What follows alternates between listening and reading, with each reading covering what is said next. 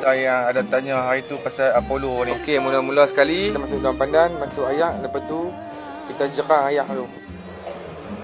Dah siap semua tu, kita basuh bekas dulu. Bekas yang kami guna ni bekas cat rambutan. Kuantiti 30 kilo. Ni dia penyukat DIY sebagai pengganti gantang.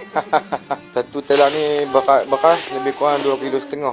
Dah siap isi bekas dalam talam tu, kita susun atas rok dah tu, rok besi ni. Bekas kalau banyak ni, ayak mau kena ikut dah banyak ni kok. Yang selebihnya kita bagi pakar isi ayak dengan paip cepat sikit. Kira kena agak-agak dari bawah tu lebihkan sikit lah, sebab bawah tu dia cepat sikit dan kering. Minyak ayak kena lebih lagi. Okey, jom kita tutup dulu. Lepas tu kita seal dengan kain basah. Seal keliling tu, tak mau bagi pressure dia keluar. Lebih cepat lagi masak. Untuk yang first round ni anggaran lebih kurang 1 jam lah untuk masak.